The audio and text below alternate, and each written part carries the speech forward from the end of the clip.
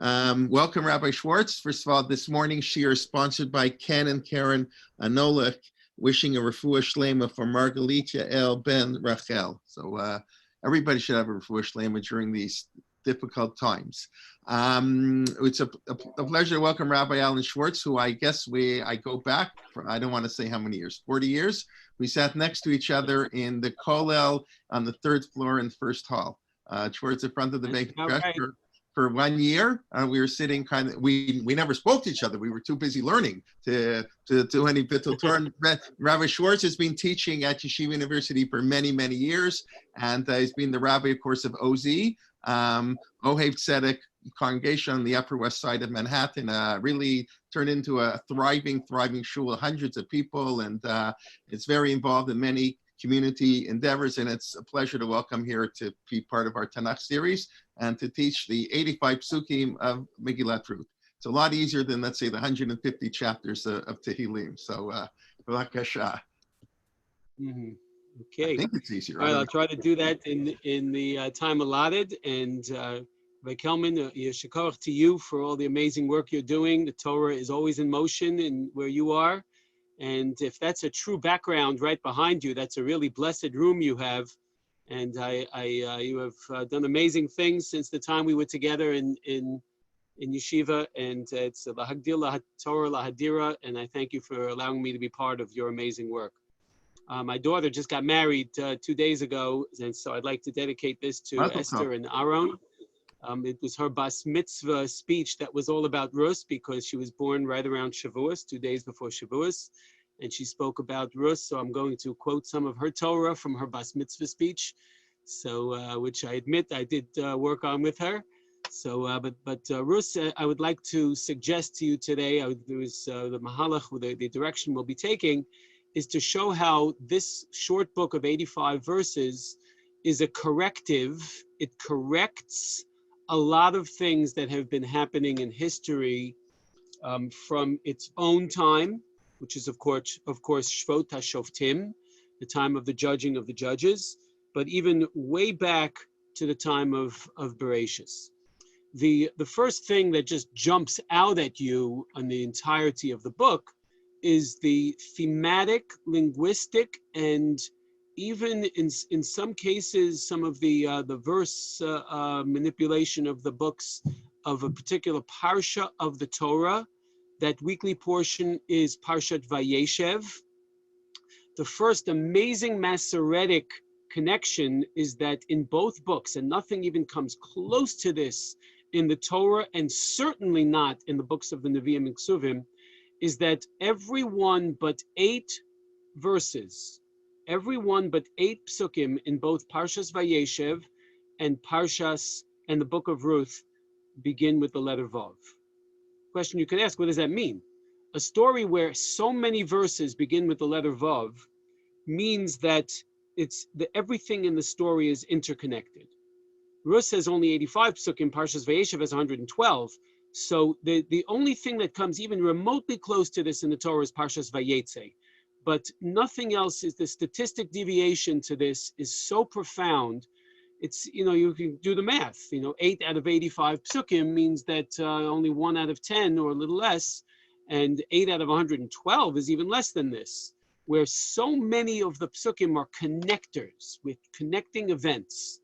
In each small little event that would be disconnected, and the story would be lost. This point may be true about Megillat Esther also, where every little detail in the beginning of the story comes out to be woven into the story at the end, is also crucial, but you don't have this Masoretic point of every verse beginning with the letter Vav. The word Vav, the letter Vav in Hebrew, which literally means a hook, the letter Vav is a hook. It hooks different things, Yom Valayla, day and night. The word generally means and what it does is it connects an event to another event. So that's right now I'm connecting Rus to Parshas Vayeshev, and the thematic connection, of course, is mostly related to chapter 38 of that parsha, where Yehuda loses 2 sons, And there, within that loss is the opportunity to perpetuate the name of a man who died without children and a refusal.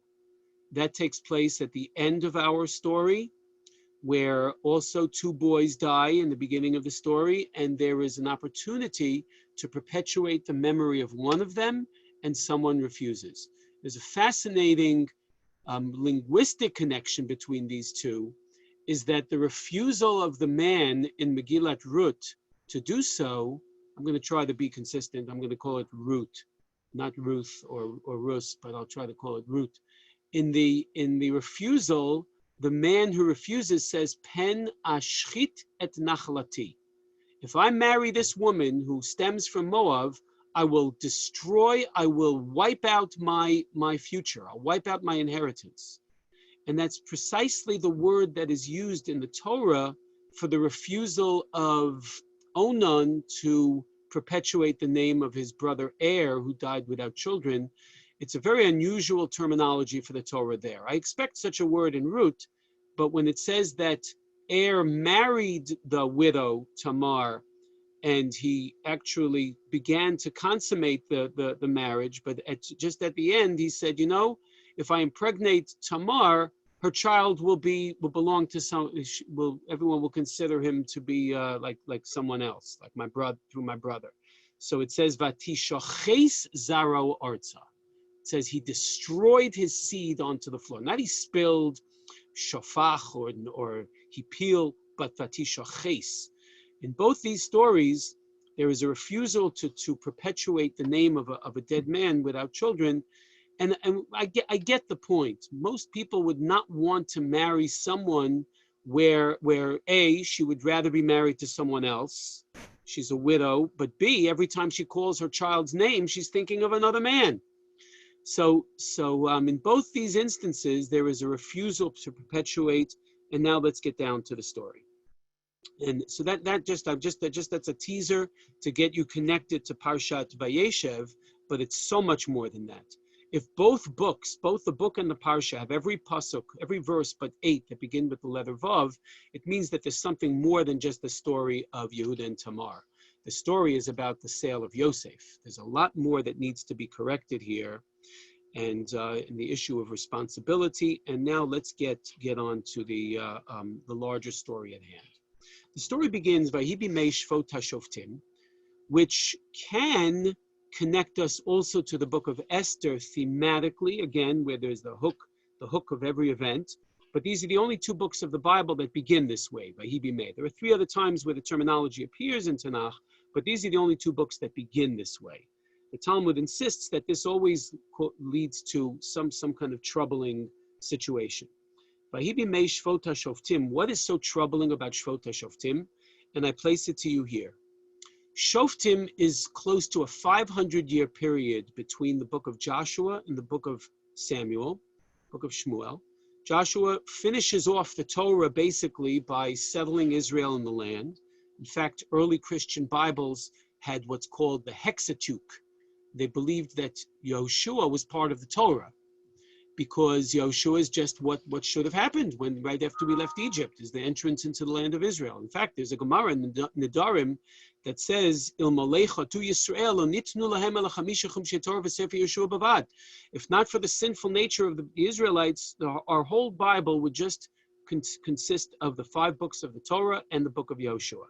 So put that aside for now. And the book of Shmuel introduces the monarchy of Israel. The book of Shoftim is a list of 13 leaders of Israel, and there were 2 other Shoftim according to our tradition, Eli and Shmuel in the next book. But there are 13 leaders in the book of Shoftim, and I submit to you that the words Vahi bimei Shvot HaShoftim comes to fix something awful in the book of Shoftim. So in order to fully get the message of Ruth, we have to know we have to know what is the problem of Sefer Shoftim that needs to be fixed. And here it is, I submit to you. There are 13 stories in this book. Some would have large stories, some that have just references to the Shoftim. And each of them, some stories larger than others. Shimshon gets 4 chapters. Yiftach gets 2 chapters. Right? Some Shoftim just get to 1 pasuk. But there are 13 of them. And what happens to all 13 is the same story, and the book tells you not once, but twice, this cycle of events that takes place. The Israelites enter the land and succeed and become fat, like the words of the Torah. Vayishman yishurun vayivot. And when the Israelites become fat, they tend to kick back. They kick and they, V'ram levavecha v'shachachtu es Hashem. Our hearts become too haughty and arrogant, and it makes us forget God. So that when we turn this way, God uses some of the remaining people in Canaan, the Moabites, the Ammonites, there are sometimes Philistines, different nations, the Midianites are called together to chip away at some of the haughtiness of the Israelites, and they actually defeat us and sometimes enslave us, put us to confiscatory taxation and worse, for sometimes 2 years, 4 years, or sometimes as much as 18 years. And the Israelites call out to God in their pain and affliction at this subjugation. And God finally hears their cries and sends them what's called a shofet. The shofet in Hebrew means judge. I'm not sure if judges, which of course is a terminology in Latin that was given by Christians to the books of the Bible that we have found convenient. I'm not sure if these are judges. Only one of the 13 actually sits in judgment, and that's Devorah.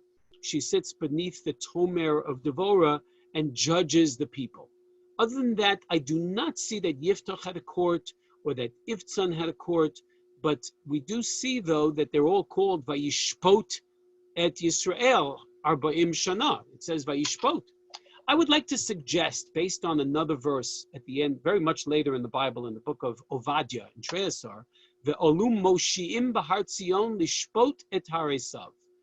The saviors, those who brought salvation, came to judge the land. So I think that the people in Sefer Shoftim are better translated as saviors. They're Moshiim. They saved the people from this subjugation, whether it's Midian for Gidon, or whether it's Ammon for Yiftach, whoever it may be, Plishtim for Shimshon, and they came to save the people from this subjugation. And they brought a degree of prosperity back to the land, and certainly peace. And this prosperity made the Israelites become haughty once again. V'ram levavecha v'shachachtu es Hashem started again. And this stupid cycle, I can't call it anything but that, appears 13 times again and again and again. When are the Israelites going to learn to serve God even in their prosperity? If we would serve God in our prosperity, then we wouldn't have to cry out to Him in our trial and tribulation. So this is what happens in Sefer Shoftim, and what's being corrected, though, is that all 13 of these subjugations are met largely with apathy from any tribe in Israel that is not being subjugated. There is not one of these 13 Shoftim who fight against the enemy with all of Israel.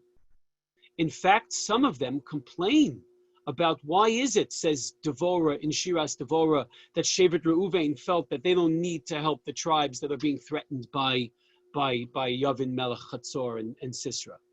Why are the people just sitting in their own backyards and tending to their own flocks and their own vineyards without considering the fact that in much of Israel, Jews are being destroyed and subjugated by a foreign entity?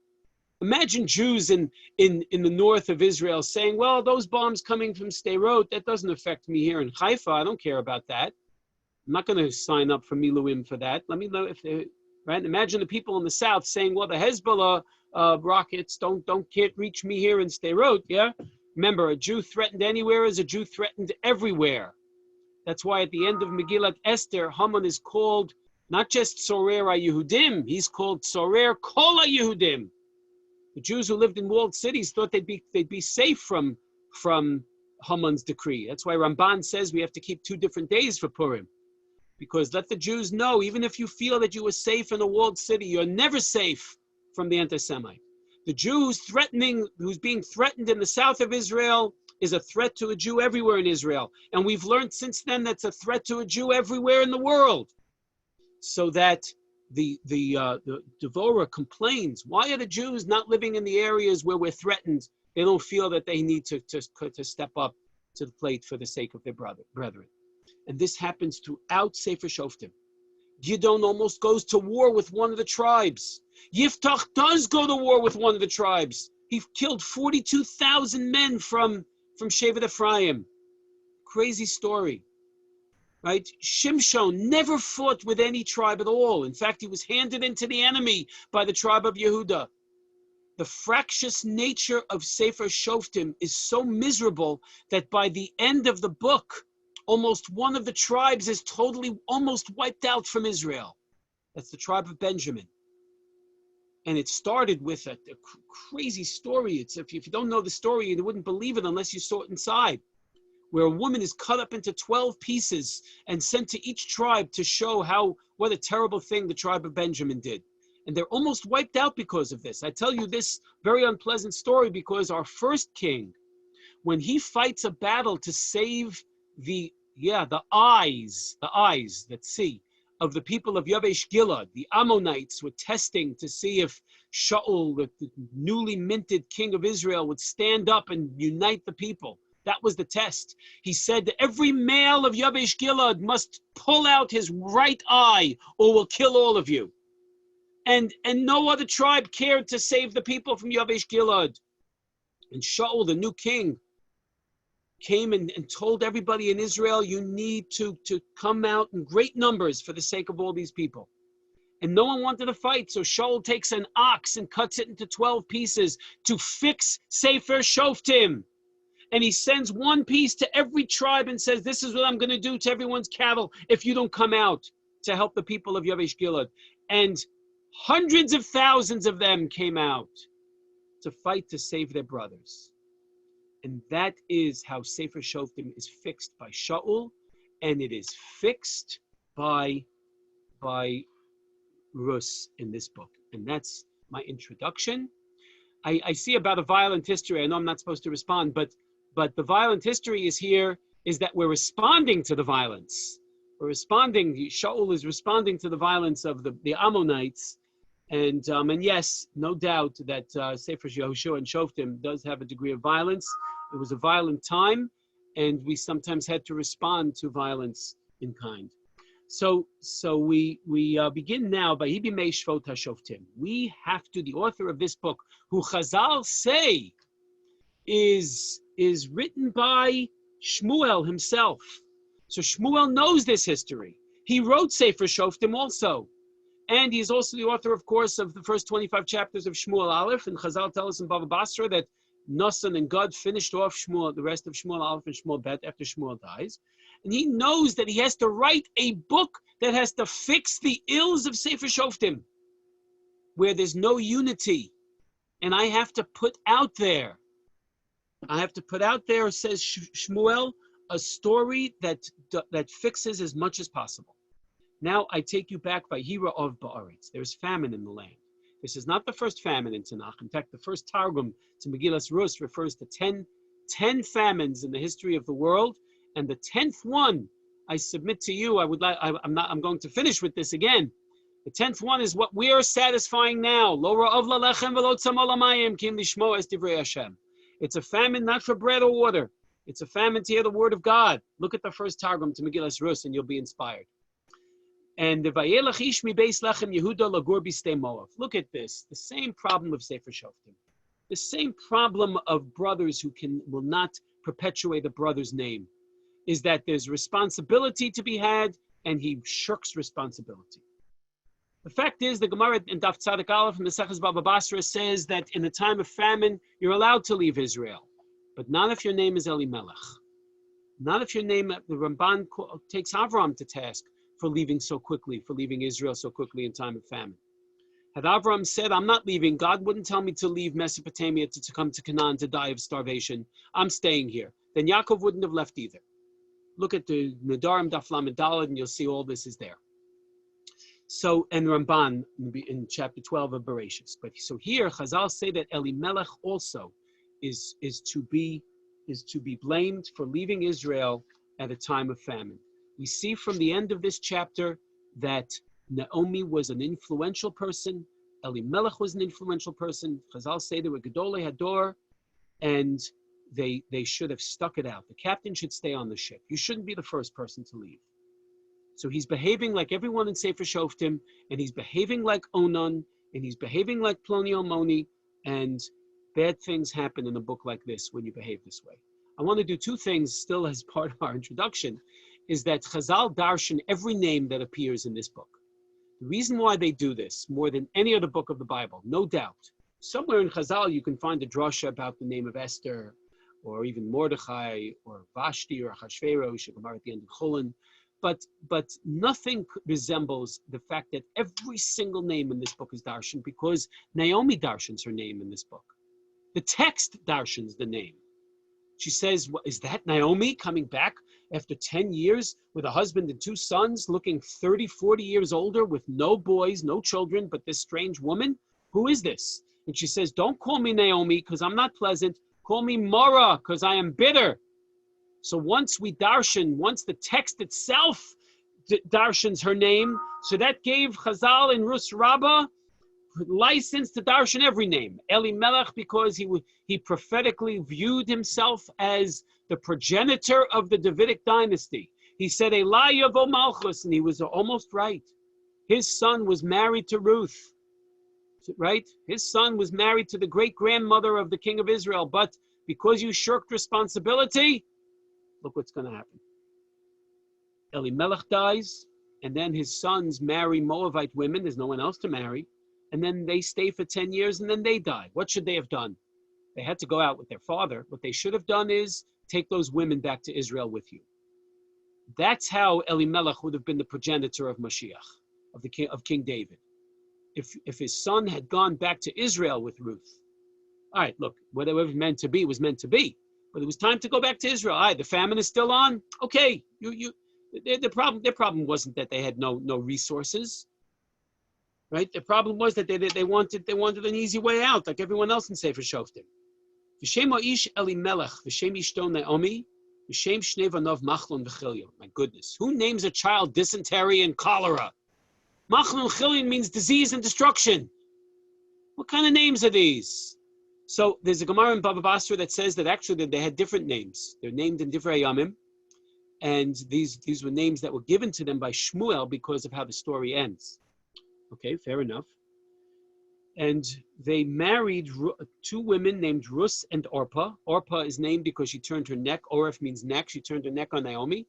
Rus, either that she is named for the future, for David, Sheriva, HaKadosh Baruch Hu, B'shiros v'sishpachos, right? And I see this. I remind you that Abraham left in time of famine and he's punished for it. Gemara in the Nedarim Daf Lamed Daled says that we had to go to Egypt because Avram left to Egypt. And Yaakov went because Avram left. So keep that in mind, just the way these people are being punished for leaving during time of famine. You could look at Baba Basra Daf Tzadik Aleph for this whole discussion, and Nedarim Daf Lamed Daled for this discussion. And of course Ramban in Bereshis chapter 12. So her husband dies, her boys die, and I would like to consider a chart. Consider a chart of the 9 characters of Megillas Rus. There are 9 characters in the whole book. And the opening statement of Rus Rabbah, which is one of the oldest pieces of Jewish literature that we have in our hands outside of the Tanach. Take that to the bank. Really, it's one of the oldest material outside of the Dead Sea Scrolls, that's considered mainstream Jewish material. Bereshis Rabbah, Vayikra Rabbah, and Rus Rabbah are the 3 of the oldest, even older than the Chilta, older than the Mishnah, of course, and the Gemara and other Midrashim. Rus Rabbah begins by saying, Ein b'sefer zu lo tuma v'tahara, lo isra v'heter. There is no halacha in this book. There is no purity and impurity, no prohibitions and no permissions. The only point of this book is kocho shel chesed. Power of chesed, to take a woman, a convert from Moab, a hated nation. Her father or grandfather, according to Chazal, was the king of Moab, Eglon, who subjugated us for 18 years. He's one of those subjugating kings in Sefer Shoftim. And the Torah also tells us, Lo yavo Ammoni o Moabi b'kal Hashem. Ammonites and Moabites are not allowed to enter the Kehillah because they didn't greet us with bread and water when we left Egypt. Good Shabbos, no nation greeted us with bread and water when we left Egypt. By that measure, no nation should be allowed to convert. No, says the Gemara. The Gemara says that the reason why Ammon and Moab are punished more than any other nation, even Amalek and Plishtim, anyone else can convert to Judaism, but not a male from Ammon and Moab. I don't mean to spoil things right now, but right now, it's no one apparently from Moab at all can join the Kehillah. They can marry, no one from Moab can marry a Jewish person. So Machlon Mechilion violated the halacha. We'll see at the end of the story how Ploni, Ammoni, and Boaz feel about this. And there's no love lost for Moabites in Israel. That's what Naomi tries to tell these two women, to go back home. Why do you want to come with me? So they're both, at first, they are motivated by a streak of chesed, but Orpah turns her neck on her mother-in-law and returns to Moab because she realizes, I have nothing for me in Israel. Who's going to want to marry me, right? In fact, Naomi says there is no one. The only one who would possibly want to marry you is a child of mine. And you're going to wait for me to be with a man, even if I was with a man tonight and I conceived tonight, you're going to wait till this child is old enough to marry you? That would contravene, by the way, Maseches Yevamos, because that boy would be Achiv Shelo Haya Ba'olamo. You're not allowed to marry such a brother. But all right, but put that aside right now. But Naomi is trying to convince them that there's no man in Israel who's going to want to marry you. That's for sure. So go back home. So the Gemara, the Medrash Rus Rabbah says that the purpose of the book is to teach the immense power of Chesed. That Chesed could take a hated woman and make her the great-grandmother of the king of Israel, Ima Shel Malchus, because of the power of Chesed. But wait a second. I have a big question on Megillah on Rus Rabbah. This book is filled with halacha. Chapter 1 has a myriad of halachas of laws of conversion. Chapter 2 has in Yerushalmi Peah a host of halachas about gifts and tithes and gifts that are to be left in the field. Lekat Shikchen Peah. Chapter 3 has halachos of yichud. Chapter 4, yibum and chalitza and geula sod. There is so much halacha. In fact, I submit to you that for the short 85 psukim of Rus has more compact halacha than any other book of the certainly Ksuvim and probably Nevi'im too. So what are you telling me, Rus Rabbah, that this book has no halacha in it, just the power of Chesed? I think with the Medrash, if I may give it my interpretation, is that the book of Ruth has lots of halacha. It's just that the power of Chesed is more important than that in this book.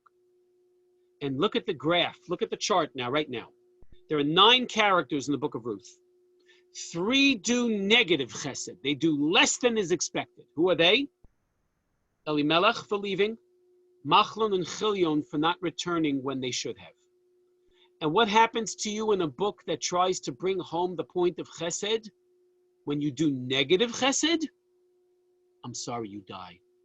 That's what happens to these 3 people. They die. Look, by the time that Yehuda tells one of his sons, listen, Onan, your brother just died. He never had a child. Go marry his wife and name a child after your poor brother. Right? So he agrees. He takes her. He sleeps with her, but then he refuses to impregnate her. And he spills his seed, Vatishaches Arza. I began with this point. You see, until now, brotherhood has been suffering significantly in Sefer Bereshis. From Cain and Hevel to Yitzchak and Yishmael, I might even add in this the brothers Lot and Avraham, they're shepherds, to Yaakov and Esav. Brothers do not get along in this book, for goodness sakes. And finally, a brother says, Yehuda already started to get the message when he essentially saved Yosef's life, because the brothers wanted to actually kill him on the spot. And he said, let not our blood be on his head, because he is Achinu. After all, he's our brother. First time in Sefer Bereshis that someone acknowledges a brother as Yehuda. And then he loses 2 of his own sons. And he says he loses a son, he says to the second son, take your brother. Do something good to a brother. By this time in Sefer Bereshis, what happens to Onan is what happened to Elimelech, Machlon, and Chilion. He dies for this, right? And then the saga continues, because when Yaakov refuses to allow Binyamin to accompany the people, the brothers, to get food in Egypt, right? When Yaakov refuses to take Binyamin along, to allow Binyamin to go, and he puts everyone in danger for lack of food. And he says, listen, his mother died in the derech, his brother died in the derech. This, I can't let him go. There's already a chazaka that these children, the people from this side of the family die on the path. I can't let Binyamin go. And Reuven tries after some time to convince his father, let me be in charge of Binyamin. If I don't bring him back, you can kill my 2 sons. Oh yeah, really? You think that if your father loses a second son, he can console himself by killing 2 grandchildren? How crazy are you? Obviously, Reuven doesn't mean that. He means I'm so sure that I'll bring Binyamin back alive, put me in charge. I know so sure that as much as so that I wouldn't kill my own 2 children. So Yehuda, that's not convincing to Yaakov. Yehuda, however, is able to convince him. And this is a powerful message for Ruth. Reuven says, listen, I can't be as sure as my brother Reuven is that I'll bring home Binyamin alive. But I know what you're going through because I already lost 2 sons. 2 of my sons have already died. I will not let you lose a second son. And Yehuda teaches Arevus. Yehuda teaches that we can take responsibility. Responsibility that was not taken by Onan, not taken by Elimelech, not taken by Machlon and Chilion. And I'm sorry to say these 4 people die at this point when not taking the initiative. Now, there are also 3 characters in Megillas Rus who do not positive chesed, but just what's expected of them. Which 3 people in this book do just what's expected? Because chesed is more than what's expected. Tzedek and tzedakah is expected. Charity is not a good Hebrew English translation for tzedakah. Tzedakah is tzedek. It's expected. It's legislated. We expect a Jew to be charitable. But we cannot legislate chesed. Chesed has to come from an outpouring, open heart.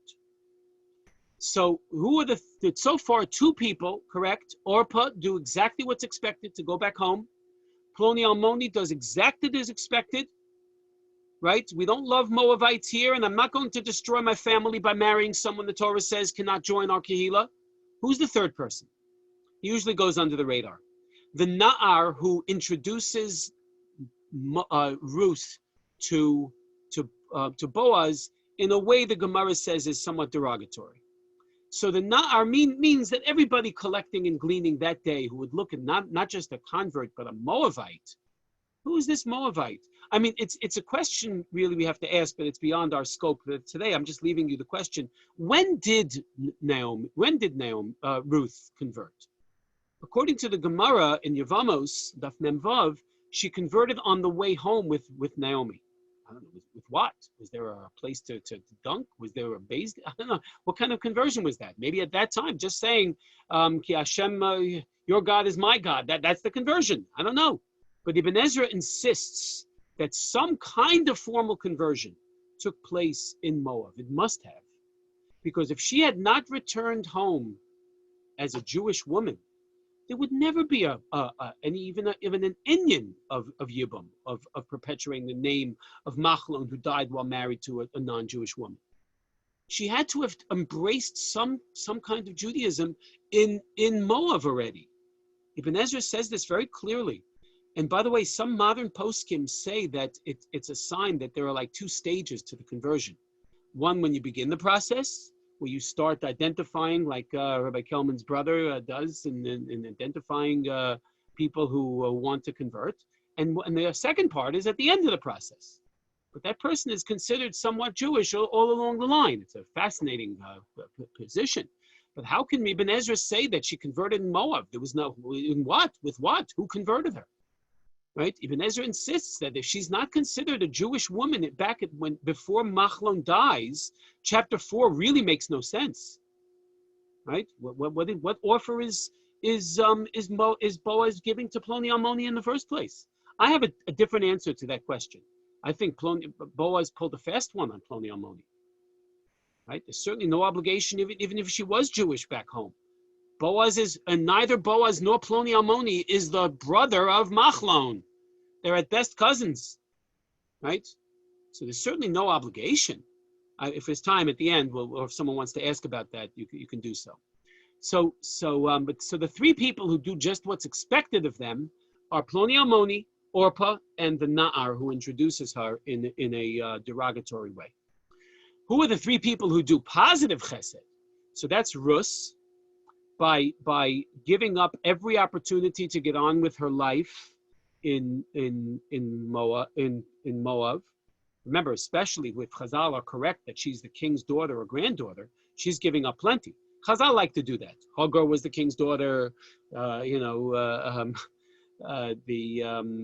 is the king's daughter. Everyone who joins us is always the king's daughter, right? Tamar is the king's daughter, right? Melchizedek's daughter. Chazal say that they would prefer to be just a regular person with us than royalty. So Rus gives up so much back in Moab just to accompany Naomi. And by the way, Naomi also does a chesed. There's evidence in chapter 3 that Naomi really wants Boaz.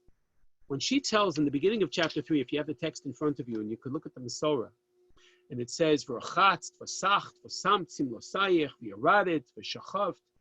The Masorah puts a yud at the end of many of those words, as if to say that Naomi wants Boaz. She wants to go to the Goren. Boaz, according to Rus Rabbah, is 80 years old. Naomi is 60, and Ruth is 40. Naomi wants Boaz, right? It's not a good match between that Boaz and Ruth. But Naomi convinced her, there's no man who wants to marry you here, so take any offer you get, right? So, but Naomi's chesed is, you know what? This young woman once chose her mother-in-law over her mother. So I'm going to get her the man when I want the man, right? That's the chesed that Naomi places. What's the chesed of Boaz, though? I mean, when she comes to the field in chapter 2, and Boaz asks, who's the new woman here? Rashi says, "V'chidarko shel Boaz." It's Boaz's way to recognize new women.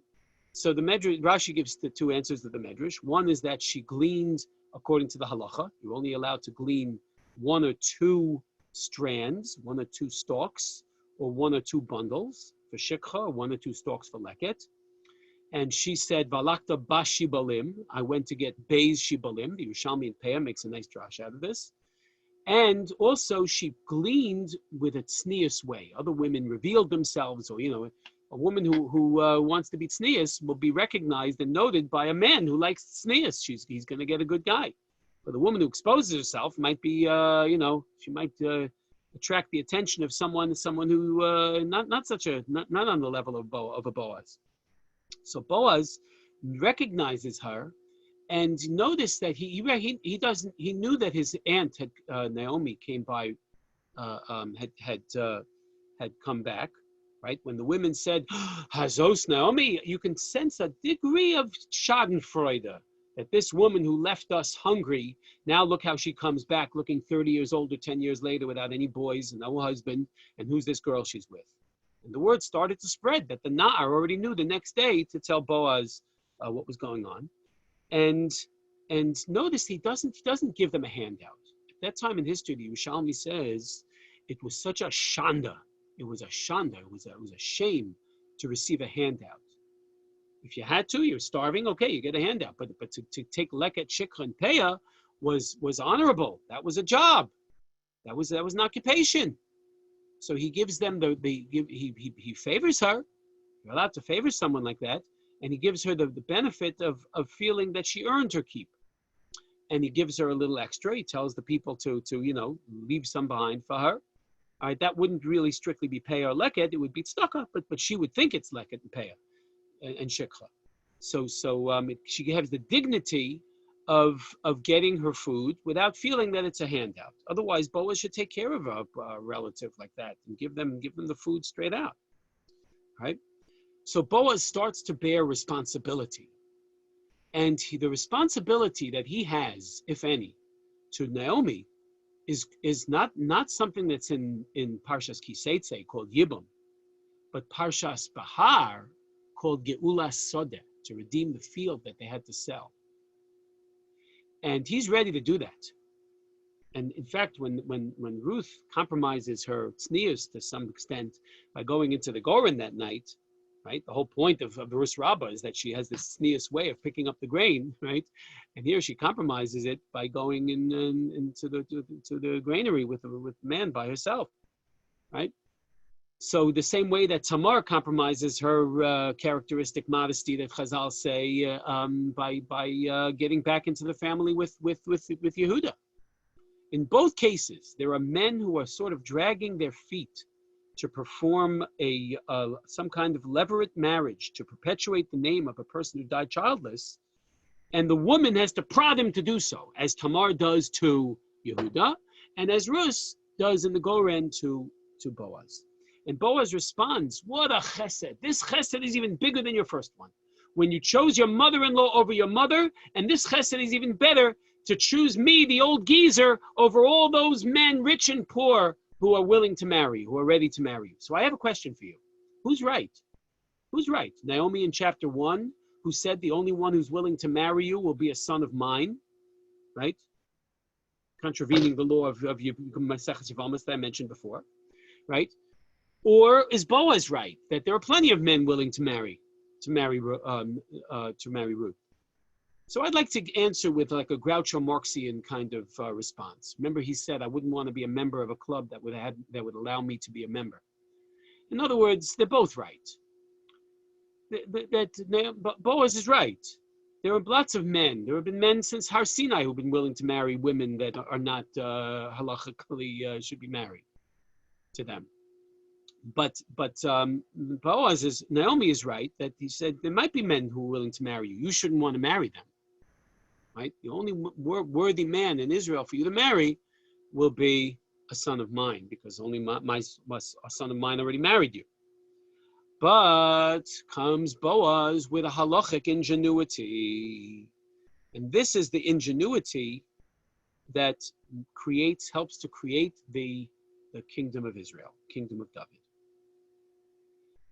And it involves a particular ingenuity from way back in the time that the angels came to Abraham. And the angels came to Abraham, remember, at the heat of the day. And then they went on to Lot to destroy Sodom at the nighttime. Why did they go to Avram first? Right? Why does he go to Avram first? To tell Avram his wife is going to have a baby, and to inform him that Sodom is about to be destroyed. So the angels go on at night to get to Sodom, and Rashi asks the question it's in Rus Rabbah and Bereshis Rabbah. Why did the angels wait till the evening to get to Sodom? You can say in Pshat, so in order to make it easier for Lot to invite him, because during the day it would be too dangerous. All right, maybe. The Medrash says that the angels complained to God, because God, come on, let us snap our fingers and get to Sodom, and then later in the afternoon. They didn't spend the whole afternoon there. So the Medrash says that the angels took their time. They were told by God to wait because God wanted Abraham to have a chance to argue on behalf of the people of Sodom. Okay? Now, when the angels came to Avram the first time, the first opening statement was, Ayeh Sarah Ishtecha, where is Sarah your wife? And he answered, Hinei ba'oel, she's in the tent. Nice. What's the point of such worthless dialogue, says the Chidush Arim. He says, I don't know any more worthless dialogue in the Torah. Then he says, don't say that. Based on the Gemara in Yevamos, this is the most important statement in the Torah, in Jewish history, is when Avram said, Hinei ba'oel. I'm not going to disappoint you. The Chidush Arim says that when the angels asked God, why do we have to take so much time to destroy Sodom? Because Avram's going to pray on their behalf, and he's going to say, for what purpose, God? They're all wicked. He goes, no, they're not all wicked. There is a man there, his name is Lot, and he has 2 daughters. Those 2 daughters are going to give birth to 2 children. One is named Moab, and Moab is going to have a descendant named Ruth. One is named Ammon, and he's going to have a descendant named Naamah. A little shout out to my new granddaughter Naamah in Israel. To Naamah, who is the mother of the king of Israel after Shlomo HaMelech. That these 2, Ammonite and Moabite, need to be saved from Sodom. So God said to Abraham. The angel said to God, what's the point? Doesn't it say in your Torah, Ammonites and Moabites can't join the Kehillah? What is this? Who is this Ruth? Who is this Naamah HaMonis? So God says, wait a second. I know it says Ammonites and Moabites can't join our Kehillah and marry Jews. But there is a reason to differentiate between men and women. So what's the reason I said about 40 minutes ago? What's the reason that Ammonites and Moabites were accepted to join our Kehillah, make an exception from all nations? Because they didn't meet us with bread and water. They didn't give us chesed when we left Egypt. So God said, okay, that's only a reason to punish the men of Ammon and Moab, not the women. The women can't be expected to give us bread and water that we should punish them for not doing so. So the angel said, God, you can't paskin. This is going to be a dispute between Ploni Almoni and Boaz in chapter 4 of Megillas Rus. What are you telling us? So God says, okay, go down to earth and make a test. What's the test? What was their test to see if it's the way of women to greet strangers? What was the first thing they asked when they got to the tent? Aye Sarah Ishtecha. Where is Sarah? Is she coming out to greet these three men, or the angels look like men, like Avram is? No, she stayed in the tent. Oh, now we can save the women of Moab. Now we can save for the sake of Rus and Naamah. Now Rus can join the Kehillah. But Ploni Almoni did not accept this. When Boaz pulled a fast one on Ploni Almoni and says, if you want to buy back the field, Naomi became the owner of the field when her husband and her sons died. So the field belongs to Naomi. She had to sell it. Apparently, it was sold sometime before, but now there's a mitzvah of, according to the end of Sefer Vayikra, of a close relative. Naomi doesn't actually own the field. Of course not. They don't own it now. That's probably why you asked the question. But now there's a mitzvah, however, for close relatives, even before the Yovel year, close relatives to redeem the field and buy it back for a relative. So it stays within the family. And Boaz agrees to be that person. When Rus comes to the granary during the night in chapter 3, there's no doubt that she wants romance. She says, that is ancient language for marry me. Right? So, and he agrees to. He marries her. He's ready to marry her, but he also wants the field. He wants to buy back the property. He wants to keep it in the family as a favor to Naomi, but he doesn't have first dibs on that. The Gemara in Arachin says that the first dibs go to the closer the relative, the closer the opportunity. So there is a closer relative. He says, tells her in bed, tells her right away. She says, Ki goel ata. He doesn't say Ki yovam ata, Ki goel ata. You're the redeemer of the field. And Boaz makes it a package deal, which he realizes in advance. He knows Ploni Almoni is not going to say, I'll do the field and the girl. Right? He doesn't say that. He knows he's not going to say. He knows that he's going to refuse the Moabite, and therefore I get the woman and the field. That's how the Shari Tshuva explains it in an amazing comment in Hilchos Pesach. Why it's there is an amazing thing in itself. But anyway, so this is how Boaz fixes a lot of what's wrong with people who shirk responsibility. The shirking of responsibility of Onan, of Machlon, Chilon, and Elimelech in our own story. And I want to leave time for questions. Rabbi Kelman, it's okay to leave. Let's go up till about 12 and then leave time for questions, right? Okay. So we have there's one more tikkun I think that needs to be made besides the tikkun of fixing the fractious nature of Sefer Shoftim itself, of the connecting links with Parshas Vayeshev, with all the vavs and the connecting parts of the story.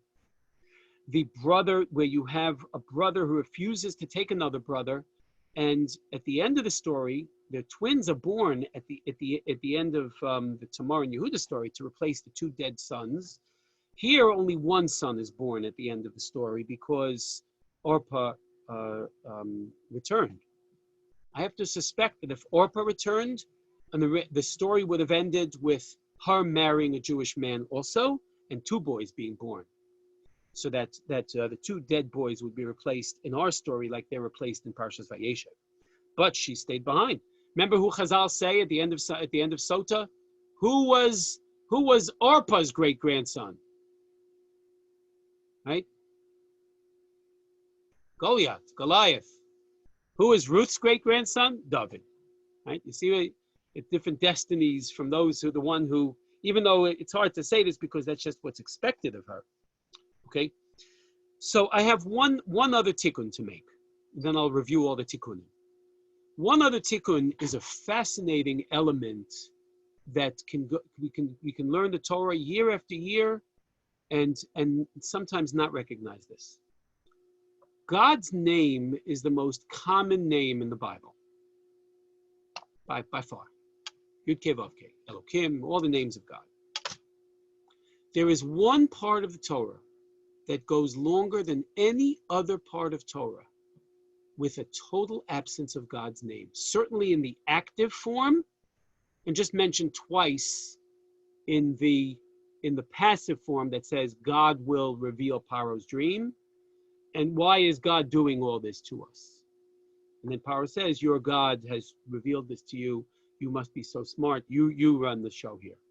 Of course, I just spoiled it. I gave it away. But hear this out. And look up, you've got to open up a Chumash and see it yourself. From the moment that Yosef is sold, even from the beginning of that story, where there's such hatred that leads to brothers selling a brother, for atonement for which we must make each and every year. That's why the Meshech Chochmah says in Parshas Vayeshev, why we have to read about the 10 martyrs on Yom Kippur. On Tisha B'Av to elicit sadness. On Yom Kippur to elicit atonement. Because those 10 were never atoned for. That wicked Roman king who says, I need 10 rabbis to atone, it's not historical, I'm sorry. Those 10 rabbis lived too far apart to be one event to atone for Yosef's 10 brothers. There's 100 years between them. In fact, in other midrashim, it's the angels of God saying, we don't have full atonement for Yosef. The story itself bears this out. The brothers thought that after Yaakov died, that Yosef would kill them. It doesn't seem that at the end of Bereshis that the brothers felt that they were forgiven. Yosef excused them, he explained them, but he doesn't seem to forgive them. Otherwise, why would they think he would want to kill them? Bereshis is actually saved by an unlikely hero, by Menashe.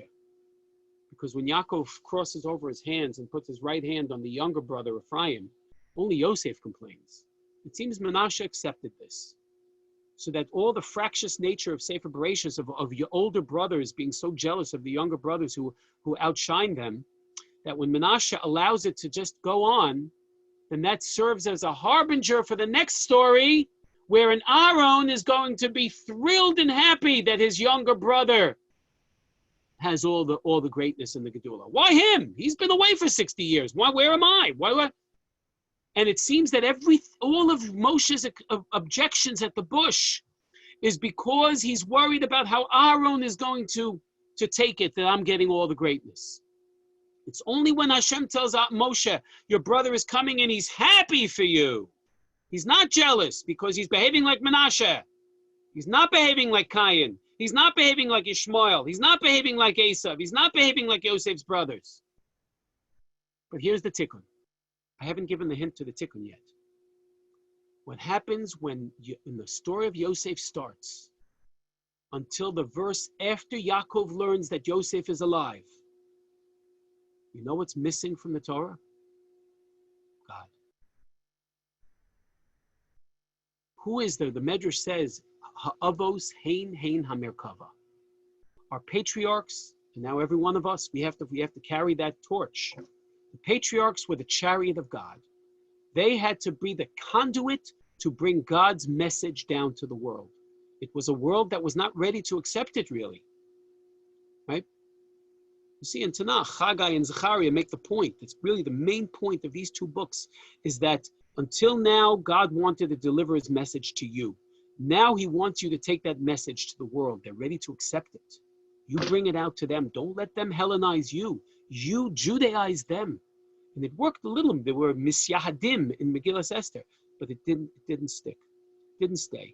There are all kinds of reasons in Sefer Yirmiyahu for this, but it didn't stay. It didn't stay well enough. So, but here is your opportunity to be the Merkava of God, Yaakov, and you didn't do it. You were not the conduit that Avram and Yitzchak were for all those years that you thought Yosef was dead.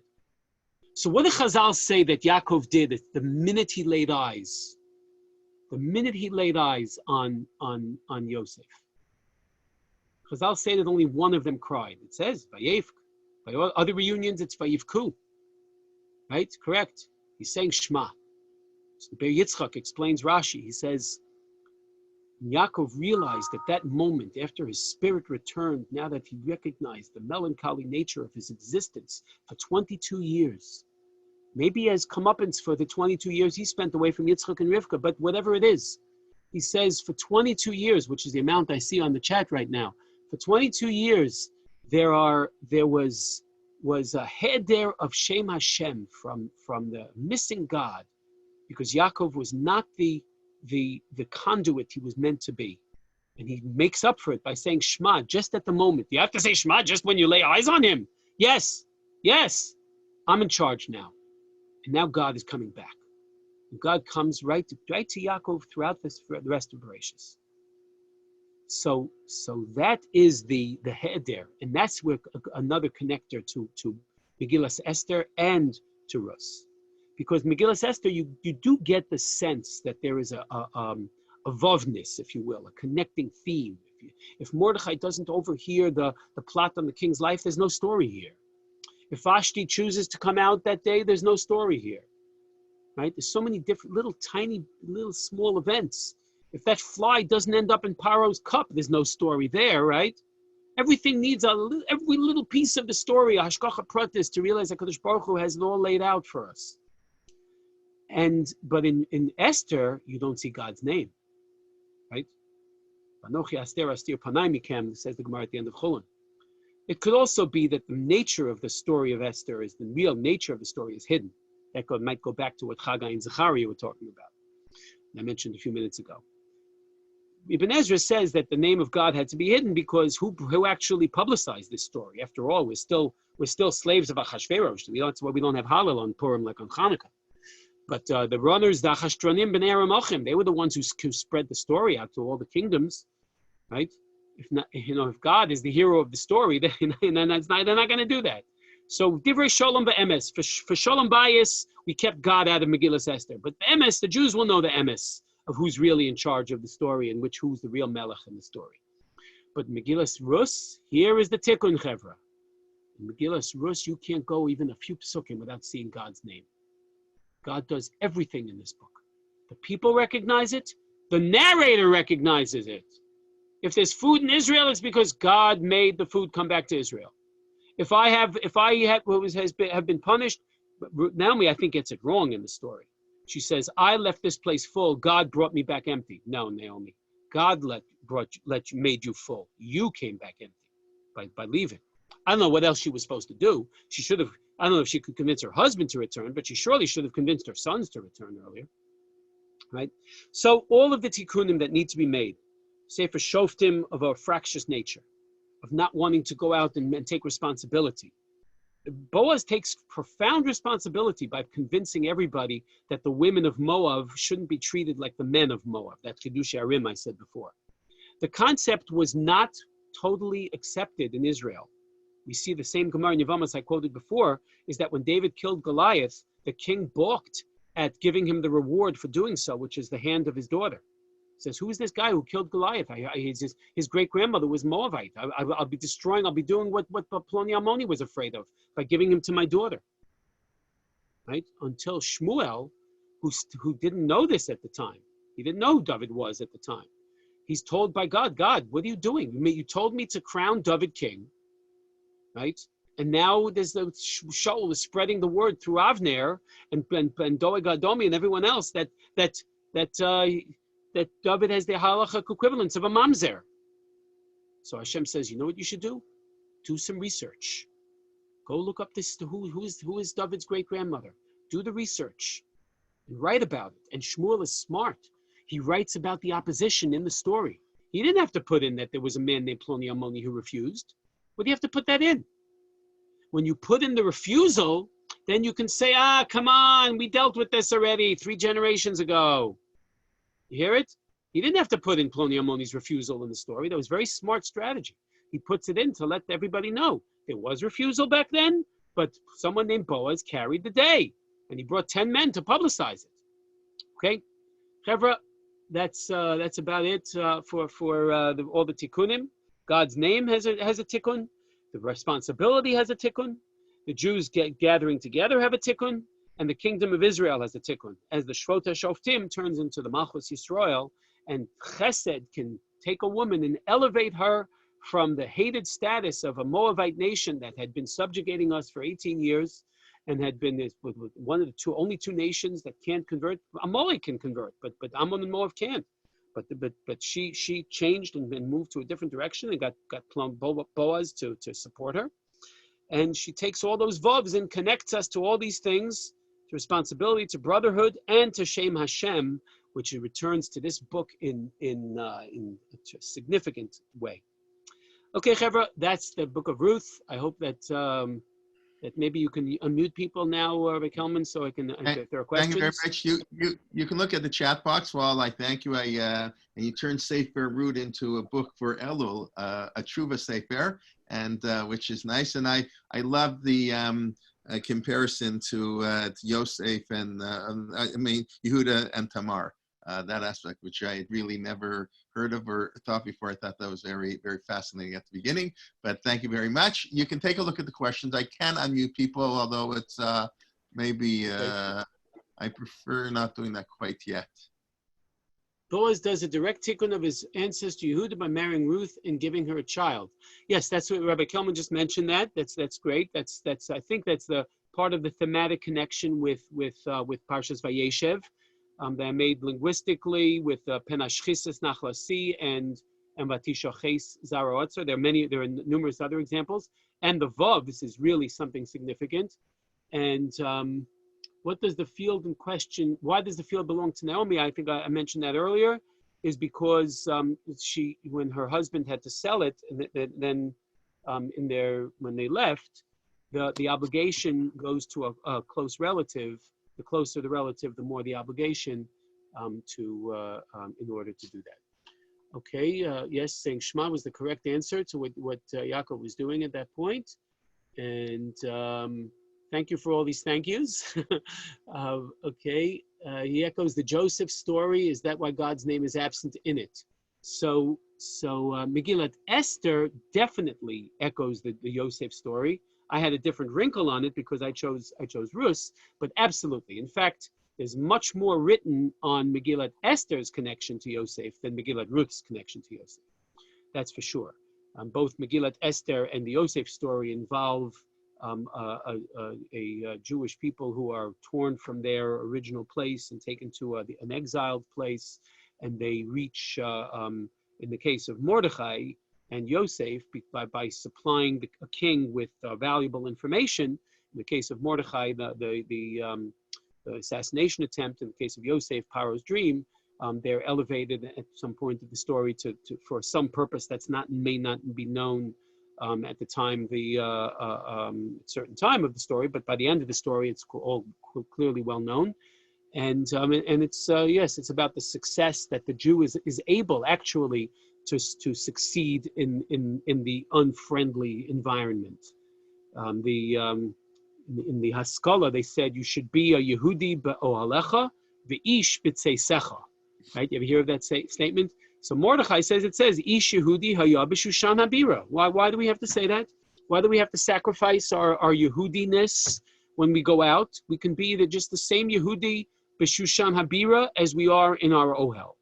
So that's yes, definitely the case that we see that Yosef, when in the beginning of Shmos, when it says Yosef haya b'Mitzrayim, and Rashi says that Yosef maintained his tzidkus even though he was in the flesh pots of Egypt. How does Rashi know that from the three words Yosef haya b'Mitzrayim? So good mefarshim to Rashi explain, because it says it could have said Yosef b'Mitzrayim, or as the Targum says, Im Yosef b'Mitzrayim.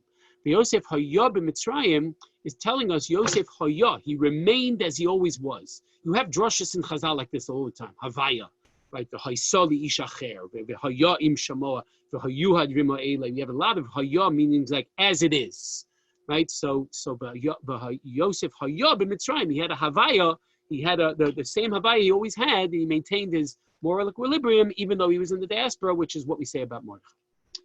Okay. Where do the women of the chorus in the division, where do the women of the chorus about Naomi fit? There are women there. Yes, so you can say there are certainly characters. I would say that the women fit together with the boy who introduces Naomi. They fit. I don't think they're negative chesed, only because in this scheme, negative chesed in the book that's dedicated to chesed, I'm sorry to say, die. They just do what's expected of them, and if you do what's expected of you, you fall away. Ploni Almoni has a name according to Chazal. His name is Tov. And you go lech Tov, you go. Ploni Almoni is just, John Doe, because the terminology does appear only one other time regarding a place in Sefer Malachim. But it just means I don't want to name you, so I'm just going to call you Ploni Almoni. You didn't want to perpetuate Machlon's name, so we're not going to perpetuate your name. Big deal. Right, so I think the women in their reaction, oh, look at that, look at Naomi, look at her. Now we're riding high, and she's a homeless woman who has to eat gathered grain. Oh, how nice, It's like Schadenfreude, that's leave it to the Germans to come up with a word that means being happy with someone else's tragedy. So I think it's just maybe just natural for them to just feel, oh, look what happened to her when she leaves us, right? How does Sarah's being in the tent translate to the Moabite women? Because the angels were told by God to go down and see if it's the way of women to greet strangers. If it's the way of women to greet strangers with bread and water, then the women of Moab deserve to be punished the same as the men of Moab for not doing that when we left Egypt. The whole point of Boaz, and then the point of those who argued in favor of David to marry the king's daughter, was that Moabite women should be treated differently than Moabite men regarding the Torah law, Lo Yovo Ammoni Moabi B'Kal Hashem, that Ammonites and Moabites may not join our Kehillah. They can convert, but they would be the halachic equivalents of a mamzer who's not allowed to marry a Jew. So then that's why Shaul balked at letting David marry his daughter as the reward for killing Goliath. But if it's not the way of women to greet strangers with bread and water, then the women of Moab are in the clear.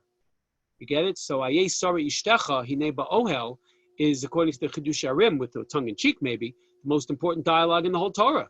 It justifies the kingdom of David, right? Otherwise, the kingdom of David is Mamzerus, Chas v'Shalom. Because this way we don't treat the women the same as the men. But those who detracted from David, who didn't think he should become king, and Ploni Almoni were worried that maybe the halacha is not that way, and maybe the women of Moab deserve to be treated just the same as the men of Moab.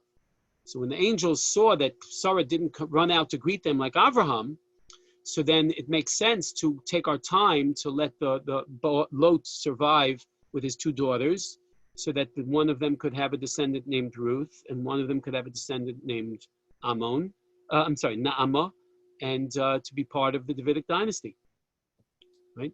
Of all of Shlomo's 1,000 wives, the woman who was the mother of the next king, Rechavam, was an Ammonite. Was born an Ammonite. Her name was Naamah HaAmmonis. Okay. You have an interesting explanation for she was better to you than 7 sons. I believe that is placed in the text because Shmuel is our greatest prophet after Moshe, and he knows that his mother sang a song when he was born that says that God takes barren women and makes them give birth to 7. Right? The Gemara in Brachas considers Shmuel to be Guvra Begavrin, like 2 men, and then she had 5 other children afterwards. So Shmuel is 2, plus 5 is 7. I think I don't doubt that she said it, but 7 is just a large number. She wasn't hoping to have other children. In fact, Chazal say that Boaz died shortly afterwards. So it just means it's just a large number. You get married, you expect to have a child or more. Right, and more means 7, so I think that's how it is. And remember, keep in mind that Shmuel is the author, and look at Shmuel Aleph chapter 2, and you'll see perhaps some kind of connection there. Abigail is the woman who brought food to David when her husband didn't. Yes, because by that time she was scared that not doing so would cause the death of everybody in in her camp on Megillah Daf Yudalid says that that's how we know that she was a prophetess, because she knew that if David does this, he will never become king. And then she became his wife shortly afterwards. But yes, there's certainly other places where we see that women, and certainly today, things might have changed. And by that, that's only at the time of Yetzias Mitzrayim. We don't necessarily say that today. That the passivity of women at the time of Sarah regarding Abraham, she probably gets more credit for whatever was served to those angels. He's just the one that's on the outside. That situation might certainly change with time and circumstance. Absolutely. Moabite women seduced Israelite men into avodah zarah. They aren't innocent. Yes, that's Moabite women in the time of the Torah, and perhaps even afterwards. All the more reason why Ruth and women like Ruth or Paro's daughter deserve our great admiration and to be to have such an exalted status in our liturgy as well as our canon, because of being such paradigms of chesed given their backgrounds. Shlomo's son Rechavam precipitated the division of the kingdom. Is it fair to equate his mother with Ruth? I hear the question. It's a Gemara in Mivamus that says when David said, "Pitachta l'moseirai," you have opened up my ropes that bind me. The Gemara calls those two ropes Rus ha'amoavis v'nama ha'amonis. Naama is generally treated well in Chazal. It comes down to us as a Jewish name, no doubt. Again, I just had a granddaughter in Israel named Naama, and I would say that why David is concerned with Shlomo's Ammonite wife, it's hard to imagine, but think it like this: when Rechavam became king, he was 41. Shlomo ruled 40 years. That means that Rechavam was already born before Shlomo became king, when David was still alive. In other words, the Paro's daughter is not the first non-Israelite king that Shlomo married. David married off Shlomo while David was still king to an Ammonite woman. So Rechavam is probably his oldest son, right? So those are the two ropes that he says. Not only Rus Moavis, but also Naama Ha'amonis. So that might explain that. Ruth's tikkun was converting to Judaism and providing sustenance to Naomi. Direct like for like tikkun. Yes, yeah. I think that it's, in fact, that's that nature of chesed, is that it's a boomerang. Right, and I think that's exactly what Naomi's doing from the Masorah of chapter 3, which says that Naomi really wanted Boaz for herself. Look at the Masorah of all those the verbs that look to be in first person, which are turned to second person. I will agree that some ancient Near Eastern languages have first person with the second person Hebrew, so it could be some old remnant of such a shita. But I'll take the midrash that says that it's a sign that really Naomi wants to put on a beautiful dress and put on makeup and perfume and possibly seduce Boaz. But she says, you chose your mother-in-law over your mother, so now I'm gonna let you get the man I want, and return a favor, almost like Mida Kadek Mida, like that beautiful last message asks. And the very last message I see here is Yasher Koach. So I'll take that as my 12